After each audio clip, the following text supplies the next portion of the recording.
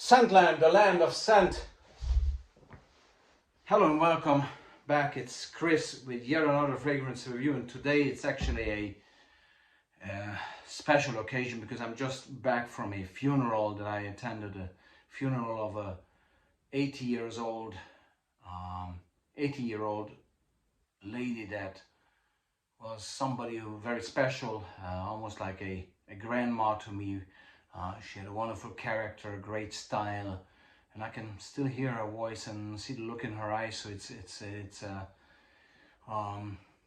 sad, but at the same time, it was a funeral that, funerals have a dark side and a sad part, and somehow to me, depending on the culture and how the funeral is being conducted, it has an uplifting, elevating factor as well to it. So I never look at a funeral as an entirely negative occasion. Okay, put it that way. And as I was preparing for it, I was thinking about what fragrance is appropriate to be worn at a funeral. Okay, and I came up with something that I thought suits the occasion. And coming back now, I thought, maybe there's other people out there that think about this as well if they go to a funeral, what to wear. And I was thinking that maybe I'll do a video that helps to choose the right fragrance for such an occasion. Okay, and I think it's important that the fragrance is not pushy, it's not fruity, it's not aquatic, it's not an attention grabber, anything like that. It needs to be a sophisticated, clear-cut, straightforward fragrance that is well groomed in a way that it fits the attire of the occasion. Okay, so and that's the other thing. The other thing I was thinking about is that I would really represent 6 different decades: 70s, 80s, 90s, 2000, 2020, 2010s, 2020s in my selection. So without much further ado, I would jump into the 70s with Gainsborough Gman. Okay, why? Because it's a very elegant, clear-cut, soapy fragrance. Okay, that is just, that's it, really. That's what you get: soapy, clear-cut, somebody for somebody who is very elegant and carries himself well. G-Man is just a fragrance that James Bond could wear. Okay, put it that way. So Gainsborough G-Man would definitely be a fragrance that you could wear for a funeral, for such an occasion, or indeed any elegant occasion. Okay, another fragrance, the 80s now. Salvador Dali, a fragrance that is very gothic, very dark, very mysterious, very natural smelling. It's a bit pushy, so you have to be going easy on the trigger, but it fits the dark moods of a funeral. I actually wore this today, okay?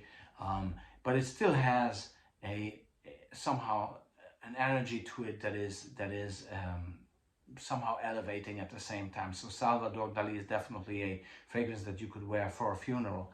The 80s, that was. The 90s is represented by Only for Men by Julio Iglesias, and this is a fragrance that is very barbershoppy again as well, but in a very elegant way again.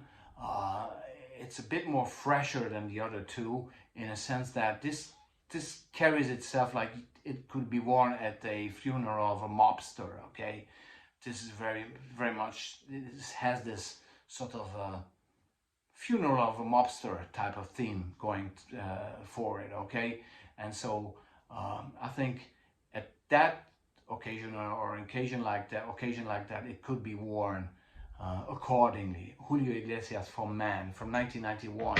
Let's go into the 2000s. There's nothing more sophisticated than Rive Gauche by Yves Saint Laurent. Just a clear-cut, modern type of barbershop. Extremely well blended. I mean, this fits any occasion, and therefore it fits the funeral as well. It's just clear, straightforward, without any sweetness, any fruitiness, anything. It's just plain and simple, gentleman's fragrance, and therefore it's very smooth as well, and it's not an attention grabber, but it's lingering. It's just perfect for an occasion like that, or as a funeral, okay? Rive Gauche, Yves Saint Laurent, 2010's First Class by Etienne Aigner. This one is has a very sort of executive feel to it. Easy on the trigger on this one for such an occasion as a funeral, but it has a very modern, a very well done patchouli that really is a cutting edge patchouli here that is just so elegant and so well blended that it really fits an occasion like this, where you want to be calm, relaxed, and you know, you're getting emotional, and it's not easy for anybody to attend a funeral, and this fragrance is somehow completing your thoughts, your mind, your aura during such an occasion. I truly believe so. First class for Eigner is definitely a fragrance that could fit, again, easy on the trigger, a funeral. And last but not least, the 2020s, and many people would call this a locker room fragrance, straight ahead.